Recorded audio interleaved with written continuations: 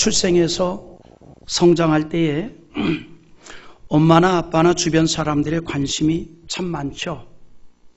내 아이가 이제 젖을 먹고 또 이유식을 하고 또 이제 뭐 기어다니고 이렇게 그럴 때마다 관심사가 좀 있습니다. 근데 그 중에서 최고의 관심사가 뭐냐면 아이가 처음으로 입을 떼어 사용하는 말에 관심이 많아요. 그래서 엄마나 아빠나 주변 사람들이 아기가 하는 말을 기다립니다. 그런데 너무 기다리다 보면 착각을 해요. 그냥 응어리 했는데 엄마 했다 그래요. 그냥 응어리 했는데 아빠 했다 그래요. 그래 이렇게 생각하죠. 내가 천재를 낳았구나. 너무 기다리다 보니까 그런 착각을 좀 할 때도 있습니다. 사람들이 왜 그렇게 아기의 말 한마디를 그렇게 기다릴까요? 이유는 딱 하나입니다. 사람은 일생 동안 살아가면서 많은 말을 하고 살기 때문입니다. 많은 말을 하고 살잖아요. 그러니까 이 세상에 제일 힘든 게 뭐예요? 대화의 상대가 없는 거 아닙니까? 그저 연세 많으신 분들이 제일 힘든 게 뭐예요? 다른 거 아니에요. 말할 상대가 없는 거 아니에요. 그래 웃기는 말로 그런 말을 해요. 말이 길어진 거 보니까 나이 먹어갑니다. 이 멍석 깔리면 말이 많아지는 거 아니에요. 사람이 일생을 살아가면서 참 많은 말을 하고 삽니다. 그런데 우리가 하는 이 말은요,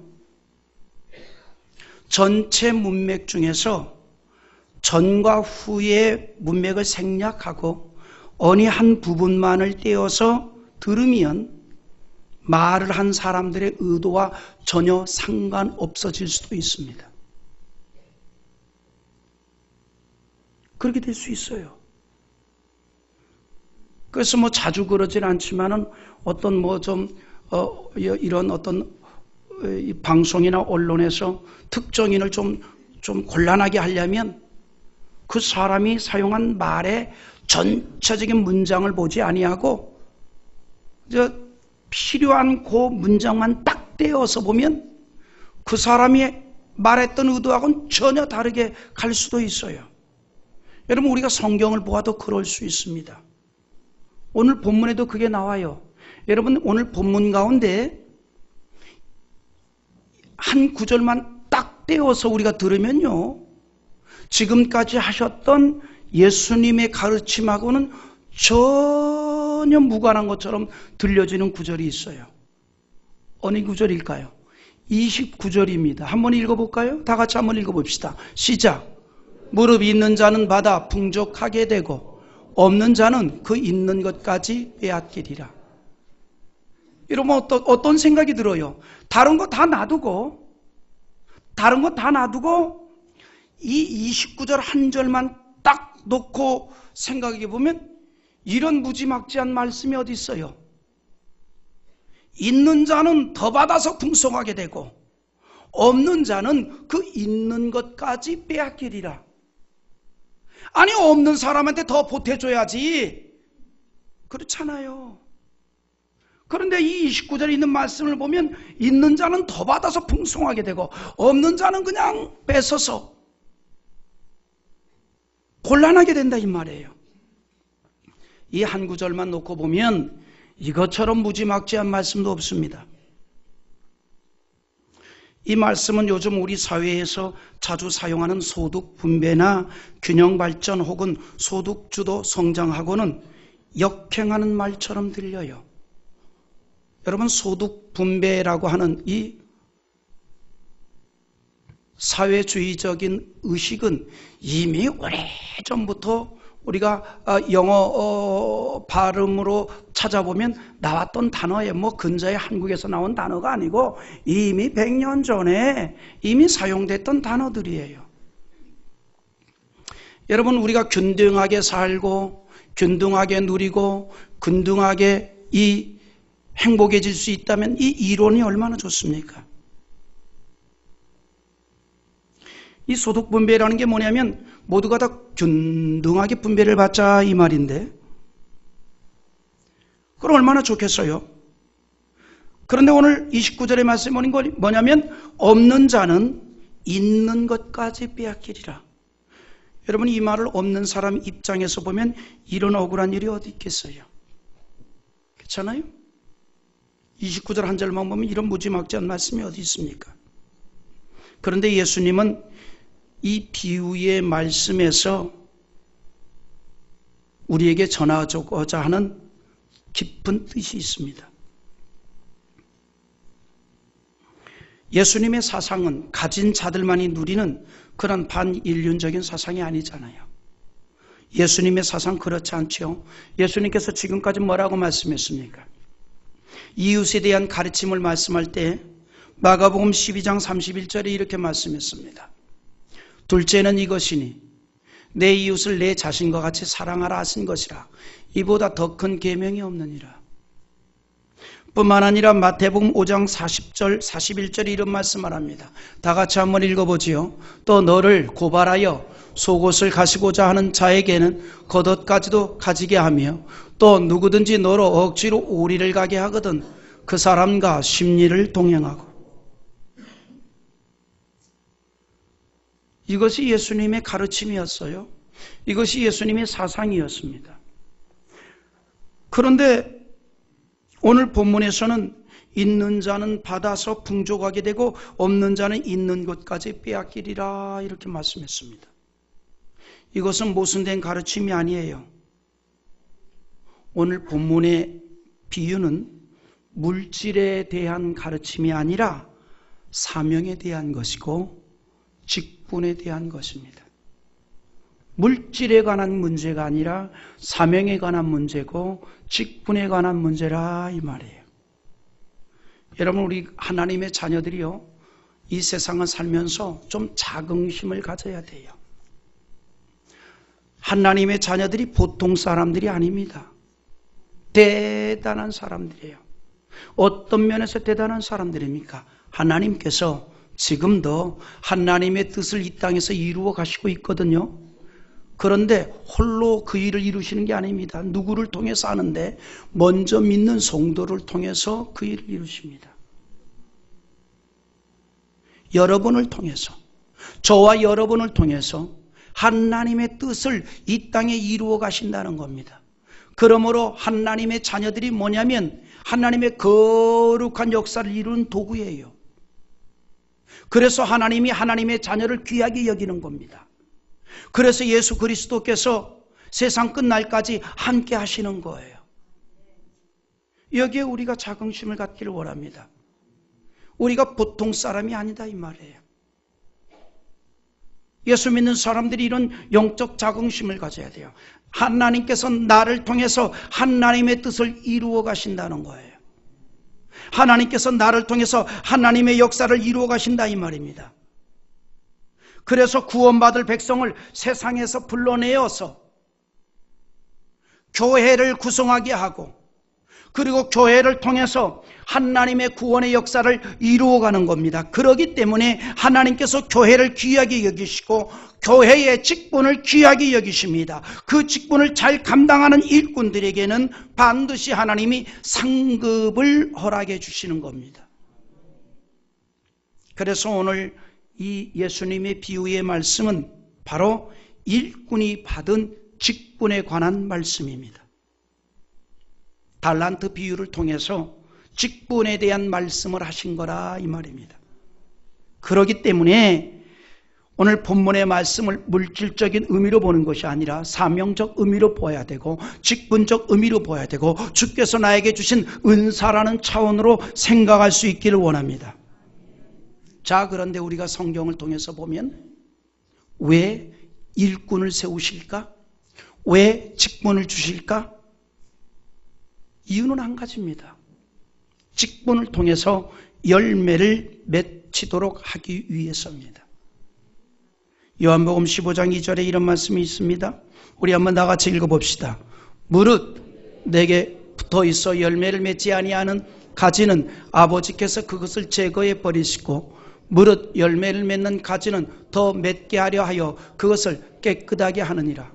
잘 들으세요. 오늘 본문 29절과 연결되는 말씀입니다. 있는 자는 더 받아서 풍성하게 된다 했는데 오늘 요한복음 15장 2절에 그랬습니다. 무릇 열매를 맺는 자는 더 열매를 맺게 하려 하여 그것을 깨끗하게 하느니라 그랬습니다. 이것이 하나님의 역사입니다. 직분을 주신 이유는 다른 거 아니에요. 열매를 맺도록 하기 위해서입니다. 그래서 요한복음 15장 8절에 이런 말씀을 하는데 또 읽어봅시다. 너희가 열매를 많이 맺으면 내 아버지께서 영광을 받으실 것이요 너희는 내 제자가 되리라. 할렐루야. 너희가 열매를 많이 맺으면 내 아버지께 영광을 받으실 것이요 너희는 내 제자가 되리라 그랬습니다. 그래서 마태복음 7장 20절에서 뭐라 말씀하는 관이 이러므로 그들의 열매로 그들을 알리라. 열매로 한다 이 말이에요. 열매로 한다 이 말이에요. 여러분 우리가 하나님의 자녀들이라는 증거가 뭔지 알아요? 하나님에 관련한 것에 대해서 민감하게 반응하는 것을 보면 하나님의 자녀인 것을 알 수 있어요. 그래서 우리가 예배에 민감하고 찬양에 민감하고 말씀에 민감하고 은혜에 민감한 거예요. 내가 이 구원받은 증거가 여기에 있습니다. 여러분 세상의 사람들이 예배에 민감하겠습니까? 제가 간혹 그런 생각이 들어요. 뭐냐면 여러분 이제 간혹 이 방송 같은 데 보면 아이돌 가수들이 나와가지고 막 공연을 합니다. 그러면 이제 젊은 10대들, 주로 10대, 요즘 초등학생들도 그렇게 응원을 하는데 그 아이들 가수가 말이죠. 손짓하면 손짓대로 움직여지고 노래를 부르면 거기에 리듬을 타고 너무 흥분해서 기절까지 해요. 야, 얼마나 흥분하면 기절을 합니까? 심장이 오작동해가지고 기절을 해요. 뛰는 정도가 아니야. 저는 우리 하나님의 자녀들이 예배에 그냥 기절이 일어났으면 좋겠어. 하나님의 은혜에 그냥 막 그런 반응이 나타났으면 좋겠어요. 이게 하나님의 자녀된 증거예요. 아멘입니까? 이게 하나님의 자녀된 증거입니다. 그러니까 하나님의 내가 자녀됐다는 게 뭐냐? 하나님과 관련된 것에 막 반응이 생기는 거예요. 죽은 자가 아니라 살아있는 자가 되는 거예요. 여러분 죽은 자에게 꼬집기를 한들 반응합니까? 욕을 한들 반응합니까? 음악을 크게 틀어놓는들 반응합니까? 전혀 반응이 없습니다. 우리가 신앙이 살아있고 하나님 앞에 내 영혼이 살아있다면 하나님에 관련된 것에 막 반응이 일어나는 거예요. 그리고 그 반응이 생산적으로 일어나는데 교회의 직분을 맡고 그것을 충성을 할 때 열매가 나타납니다. 주님께서는요 교회를 통해서 구원의 역사를 이루어가고 그 일을 위해서 교회의 일꾼을 세우시고 그리고 직분을 주시는 거예요. 그리고 열매를 맺게 하십니다. 그리고 칭찬과 상급이 있습니다. 축복이 있습니다. 그러므로 우리가 주님으로부터 직분을 맡았다면 잘 감당하려는 노력을 해야 합니다. 그것이 오늘 본문 달란트 비유의 중심적 교훈입니다. 그런데 우리가 이 달란트 비유에서 우리가 제일 먼저 생각할 게 있습니다. 그것이 뭐냐면 이 비유의 말씀은 소유의 문제를 말하는 것이 아니라 책임의 문제, 능력의 문제를 말하고 있다는 겁니다. 여기에서 강조하는 말이 있어요. 뭘 강조했는가 하니 주인의 것을 맡았다는 거예요. 주인의 것을 맡았다 이걸 강조하고 있습니다. 내 것이 아니고 주인의 것인데 주인이 잠시 내게 맡겼다 이 말입니다. 뭐 10달란트를 맡건 1달란트를 맡건 그게 중요한 문제가 아니에요. 맡은 사람의 것이 아니라 주인이 따로 있다는 거예요. 여기서 말하고자 하는 게 그겁니다. 언제든지 주인과의 관계를 생각해야 한다는 사실이에요. 주인과의 관계. 우리가 이것을 잊지 말아야 합니다. 14절에서 뭐라고 얘기합니까? 또 어떤 사람이 타국에 갈 때에 그 종들을 불러 자기 소유를 맡김과 같으니 그랬어요. 자기 소유를 맡겼다 이 말입니다. 그래서 주님이 이 말씀을 통해서 우리에게 전하려는 뜻이 뭐냐면 이 세상에서 내가 가진 것들을 내가 주인이라도 된 것처럼 사용하지 말고 항상 주인이 있다는 사실을 잊지 말라는 거예요. 우리가 금년에도 우리는 주님으로부터 많은 걸 받았잖아요. 시간을 받았고 직장을 받았고 사업을 받았고 교회에서도 여러 가지 직분을 받았습니다. 그리고 우리가 그것을 생각할 일이 있습니다. 그 모든 것을 사용할 때에 하나님을 주인으로 여기고 있느냐라고 하는 문제입니다. 모든 것이 내가 주인이 아니라 하나님이 주인이라는 의식을 가져야 할 것을 말씀하고 있습니다. 여러분, 만일 우리가요 그런 의식을 확실하게 가지고만 있다면 사실은 세상적인 문제로 인해서 절대로 요동하거나 동요하지 않아요. 많거나 적거나 절대로 요동하지 않습니다. 욥이 그랬잖아요. 그는 철저하게 하나님만이 주인이라는 의식을 가졌어요. 하나님만이 주인이다. 자신이 이 땅에서 가진 모든 것은 다 주인이 하나님이신데 나에게 잠시 맡겼다 이 말입니다. 그래서 그가 한순간에 다 잃었어도 동요하지 않았어요. 주인이 가져가셨다 이 말이에요. 여러분, 사람 심리가 참 묘해요. 누구한테 물건을 빌려와서 오랫동안 쓰고 싶으면 갖다 주기가 싫어져요. 이건 내 것 같아져요. 그러니까 누구한테 물건 빌려왔으면 빨리 갖다 주세요. 나도 모르게 그렇게 된다고요. 실감이 안 나는가 본데 돈 한번 빌려봤습니까? 돈 빌려다가 쓸 때 감사한 마음으로 쓰는데 너무 오랫동안 쓰다가 그 원금을 갖다 주려면 생돈 나가는 기분 들어요. 사람 심리가 묘해요. 어떤 것이든 그것을 너무 오랫동안 쓰다 보면 그게 내 것처럼 여겨져요. 내 것처럼. 사람 심리가 그런 거예요. 그런데 우리가 주인의 의식을 가지면 달라지는 겁니다. 세상의 것도 마찬가지예요. 내가 너무 오랫동안 갖고 있다 보니까 하나님이 주인이신데 내가 주인으로 착각이 되는 거예요. 내가 주인으로 착각이 되는 거예요.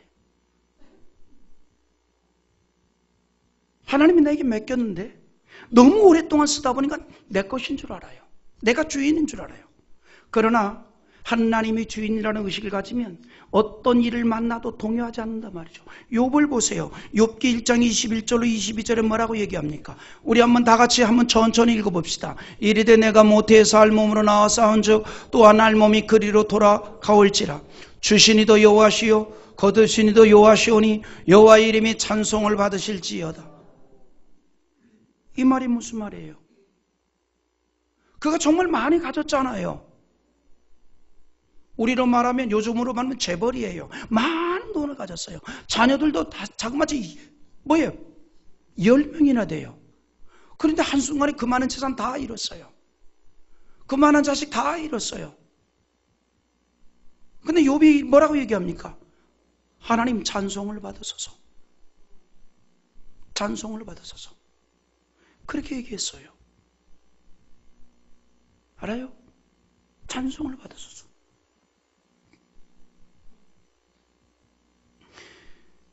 그러니까 주인이 잠깐 맡겼는데 주인이 도로 가져가셨다 이 말이에요. 여러분, 너무 값 있는 것을 잠깐 누구로부터 부탁이 있어 맡았을 때 여러분 그때 얼마나 고민이 됩니까? 얼마나 고민이 돼요? 저는 그때 알았어요. 제가 오래전에 어떤 일이 있어서 큰 돈을 좀 맡은 적이 있었어요. 현찰로. 뭐 비자금 아니고 이상하게 생각하지 말아요. 제가 어려움 당하게 된 시작의 출발이었기 때문에 그걸 맡았는데 가방이 2개예요. 이야, 잠을 제대로 잘 수 있나? 식당을 함부로 갈 수 있나? 뭐 이거 밤에 길을 갈 수가 있나? 에? 이거 정말 고민이에요. 근데 이거를 이제 어쩌게 해서 이제 정리를 다 했어요. 이야, 나 그날 밤에 세상 편한 잠이 이러저런 잠이구나. 그때 알았어요. 아주 편안하게 잤어요. 나 좋아하는 짜장면 사러도 편안하게 가요. 짜장면 먹으러도 편안하게 가요. 이 맡은 자의 책임감이에요. 욥은요, 맡았다 생각한 거예요. 주인은 따로 있다 생각한 거예요. 그리고 주인이 가져갔다 이 말이에요. 그러니까 어떻게 보면 실성할 수밖에 없는 그런 상황을 만났는데도 그 일로 인해서 오히려 하나님 찬양을 받으소서라고 고백을 하고 있습니다. 우리의 직분에 있어서도 마찬가지예요. 주인이 되신 하나님께서 우리에게 주셨다는 믿음을 가지고 그 직분을 잘 감당할 수 있어야 됩니다. 그럴 때 영광을 받으시고 주인이 되신 하나님께 영광이 되고 우리에게는 복이 될 수 있는 겁니다. 예수님께서 누가복음 17장 10절에 또 하신 말씀이 있어요. 한번 읽어봅시다. 이와 같이 너희도 명령받은 것을 다 행한 후에 이르기를 우리는 무익한 종이라 우리가 하여야 할 일을 한 것뿐이라 할지니라. 할렐루야. 종이 있어요. 열심히 일을 했습니다. 그런데 뭐라고 얘기하는 거니? 우리는 무익한 종입니다. 우리가 하여야 할 일을 한 것뿐입니다. 라고 말합니다. 하나님을 주인으로 알고 직분을 감당하는 일꾼의 특징입니다. 예수님은 우리가 그렇게 되라고 말씀하고 있는 거예요. 주님께서 주시는 이 첫 번째 교훈이 이겁니다. 우리가 달란트를 받아서 그것을 사용합니다. 그럴 때마다 항상 주인이 되시는 주님을 기억할 수 있어야 된다는 거예요. 그것이 바로 직분자의 의식입니다.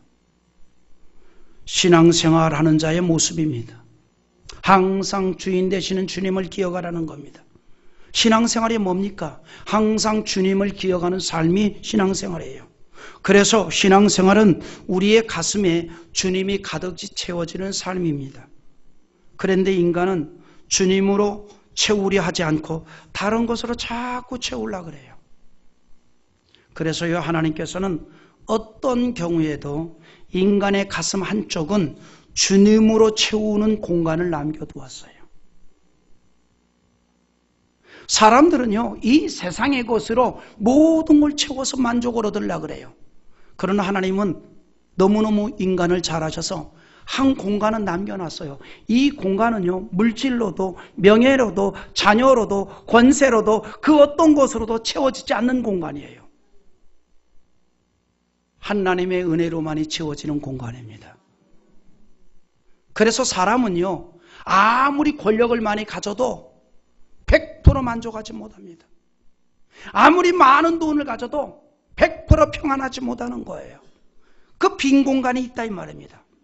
방세의 저자 파스칼이 멋있는 말을 했어요. 뭐라고 얘기하는 거니? 인간의 가슴에는 하나님만이 채울 수 있는 빈 공간이 있습니다. 이야, 정말 멋있는 말 아니에요? 인간의 가슴에는 하나님이 많이 채울 수 있는 빈 공간이 있다 이 말이에요. 태어나는 그 순간 인간은 그 빈 공간을 갖고 태어나는 거예요. 그래서 아무리 세상의 사람들이 부러워하는 위치와 세상의 사람들이 부러워하는 것을 다 누려도 그 사람 개인을 만나면 절대로 만족하지 못합니다. 인간은 누구도 자기의 공허한 가슴을 세상의 것에서 채울 수가 없는 거예요. 하나님 인간을 그렇게 만들어놨어요. 세상의 그 어떤 것으로도 완벽한 위로를 받을 수 없다 이 말입니다. 하나님만이 위로를 받을 수 있는 공간을 채워줄 수 있는 분이에요. 하나님만이. 하나님이 그 공간을 남겨놨다 이 말이에요. 그러므로 인간은 주인이 되시는 하나님을 항상 의식하면서 살아야 합니다. 하나님이 모든 것의 진정한 위로자가 되기 때문입니다. 바울 사도가 고린도후서 1장 3절에서 뭐라 얘기했습니까? 이렇게 얘기했어요. 고린도후서 1장 3절 한번 읽어봅시다. 시작. 찬송하리로다. 그는 우리 주 예수 그리스도의 하나님이시요 자비의 아버지이시요 모든 위로의 하나님이시며. 아멘. 뭐라고 얘기했어요? 모든 위로의 하나님이시라 그랬어요. 이 땅에서 완전한 위로자는 하나님인 줄 믿으면 아멘 합시다. 절대로 세상의 것이 나를 완전히 위로해 줄 수가 없는 거예요. 절대로. 여러분, 우리가 이 땅에서 달란트를 받듯이 여러 가지를 많이 받았습니다. 그래서 사업도 하고 직장 생활도 하고 가정을 돌봅니다. 그 가운데서 우리는 나에게 모든 것을 맡겨주신 하나님을 주인으로 의식하는 삶이 되기를 원합니다. 그럴 때에 세상에서 채워지지 않는 것에 대한 위로와 만족과 평안이 가득하게 되는 줄 믿습니다. 할렐루야. 내가 주인 삼은 모든 것 내려놓고 내 주 대신 주 앞에 나가 내가 사랑했던 모든 것 내려놓고 주님만 사랑해. 주 사랑 거친 풍랑에도 깊은 바다처럼 나를 전전케 해. 주 사랑 내 영혼의 반석 그 사랑 위에 서리. 다음으로 이 달란트 비유에서 또 생각할 것이 있어요. 주인의 관심은 사실은 얼마나 많이 남겼느냐라고 하는 게 아니에요. 그럼 뭐에 관심이 있었는고 하니 얼마나 충성했느냐 여기에 관심이 있는 거예요. 얼마나 충성했느냐.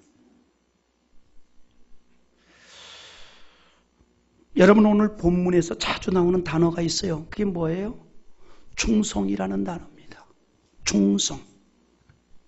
5달란트와 2달란트 남긴 종을 보고 주인이 뭐라고 얘기했는가 하니 착하고 충성된 종아 그랬습니다.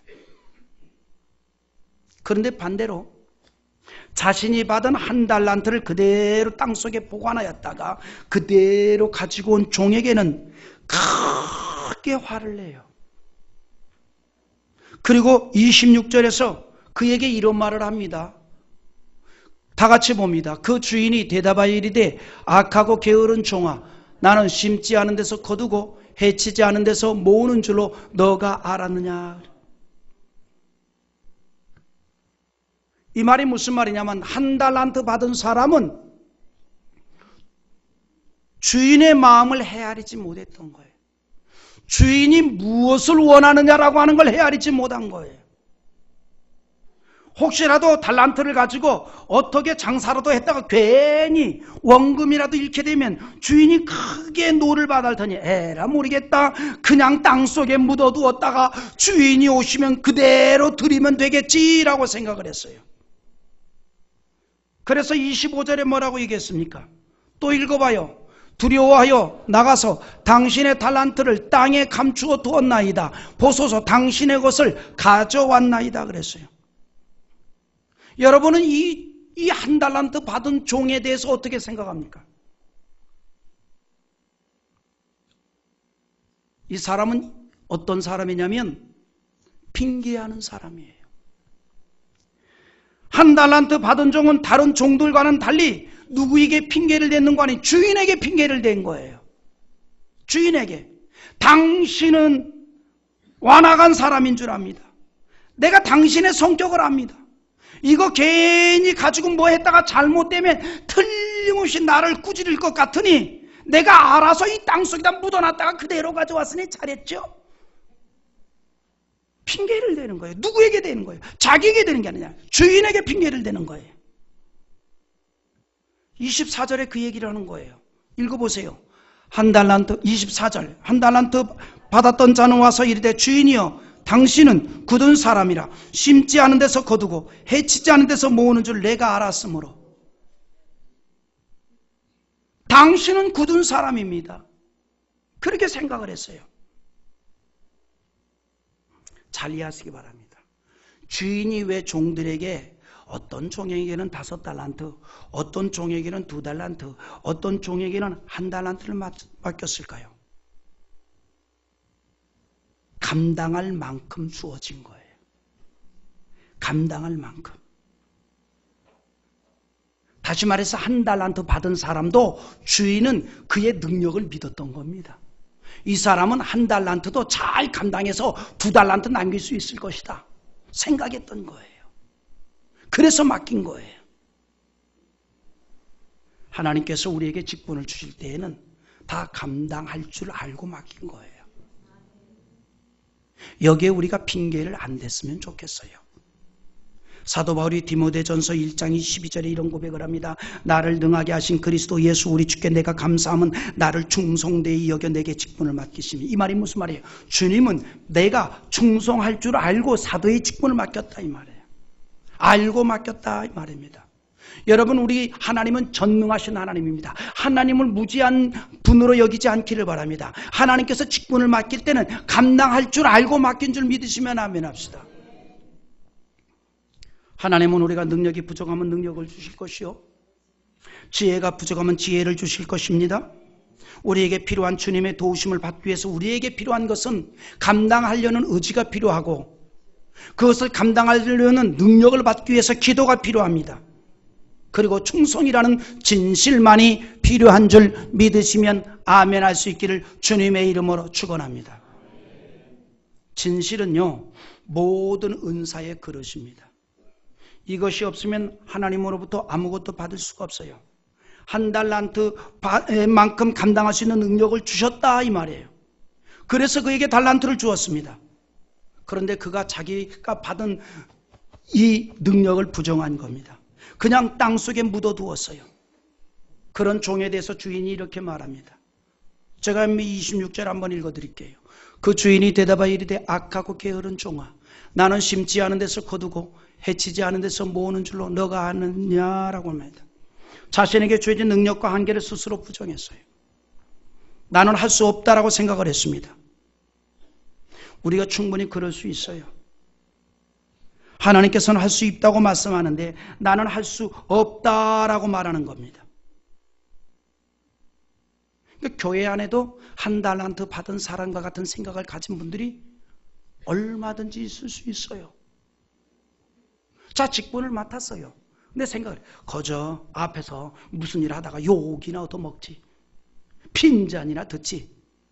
거저 교회는 찍소리 말고 조용히 왔다가 예배 드리고 조용히 가는 게 상책이야. 이런 생각하는 사람들이 있어요. 그저 거봐라 일한다고 나서니까 욕이나 얻어먹지. 그러니까 우리 여자분들 말이죠, 교회에서 일하다가 다퉜으면 집에 가서 말하지 말아요. 괜히 가가지고 아우 짜증나. 왜? 나 오늘 무슨 일인데 누가 이렇게 말하는 거야. 정말 내가 회장인지 된장인지 짜장인지 내가 내년에는 정말 하는가 봐라. 내가 뒤에서 조용히 살 거야. 그럼 뭐라 그래요? 그러니까 내가 아무 소리 말고 조용히 교회만 다니라 그랬잖아. 뭐 이 잘났다고 그렇게 앞에서 떠들어. 나 그런 사람에게 이렇게 말하고 있어요. 둘 다 잘났다.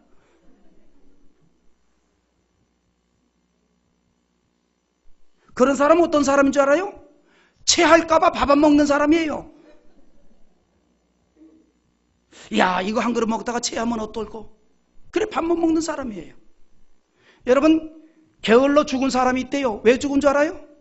이마에 붙은 밥알을 띄기가 싫어서 안 먹다가 죽었대.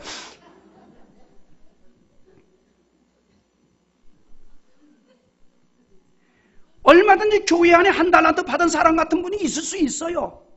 혹이라도 우리 가운데 그런 사람이 있다면 생각을 바꿀 수 있기를 바랍니다. 이런 얘기할 때는 좀 아멘 좀 크게 하면 좋아요. 이 일을 하다 보면 실수도 있는 것이고, 이 일을 하다 보면 어려움도 있는 것이지. 그렇잖아요. 여러분 주방에서 국을 끓이다 보면 어쩔 때는 싱거울 수도 있고, 어쩔 때는 뭐 혀가 굳어가지고 뭐 계속 집어넣고 짜게 만들어 놓을 수도 있고, 그런 거지 뭐. 다음에 잘하면 되지. 안 하는 게 문제지. 할렐루야? 안 하는 게 문제예요. 다음에 잘하면 되는 거예요. 할렐루야. 다음에 잘하면 되는 거지 뭐. 근데 그 다음에도 계속 짜게 하고 싱겁게 하고, 그래도 주님께서는 어떻게 보는 거 아니? 그거 안 보는 거예요. 했느냐라고 하는 걸 보는 거예요. 지금 본문에서 가르치는 교훈이 그걸 얘기를 하고 싶은 거예요. 하나님께서 우리에게 직분을 줄 때는 감당할 수 있는 능력도 주십니다. 믿으면 아멘 합시다. 달란트 비유가 바로 그거예요. 5달란트 받건 2달란트 받건 1달란트 받건 감당할 만이 준 거예요.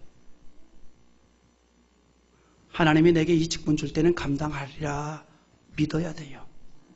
믿어야 돼요.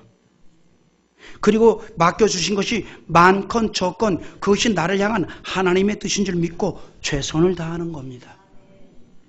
그렇게 최선을 다한 종에게 주인이 이렇게 결정했어요.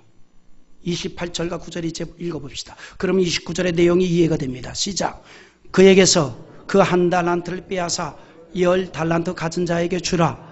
무릇 있는 자는 받아 풍족하게 되고 없는 자는 그 있는 것까지 빼앗기를.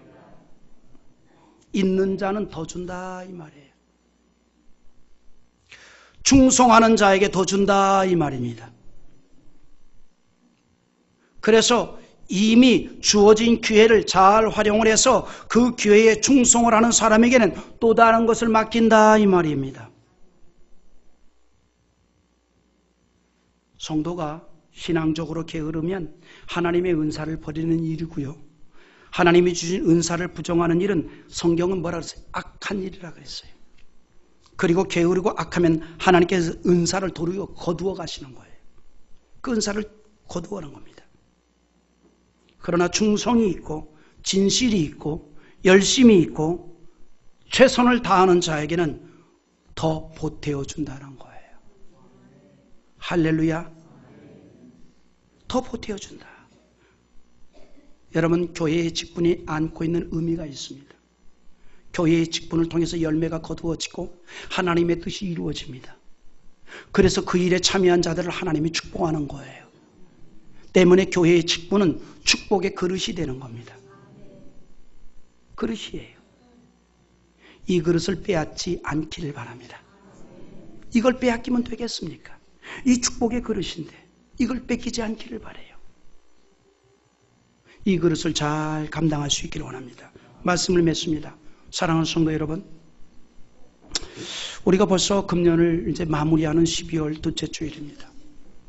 우리가 금년 한 해도 열심히 살아왔을 줄 아는데 다가오는 새해에도 우리가 하나님의 주인님을 잊지 않기를 바라고, 주께서 나에게 어떤 것을 주었을지라도 주님으로부터 악하고 게으른 종이라는 음성을 듣는 것이 아니라 충성된 종이라고 하는 축복의 음성을 듣는 여러분이 될 수 있기를 주님의 이름으로 축원합니다.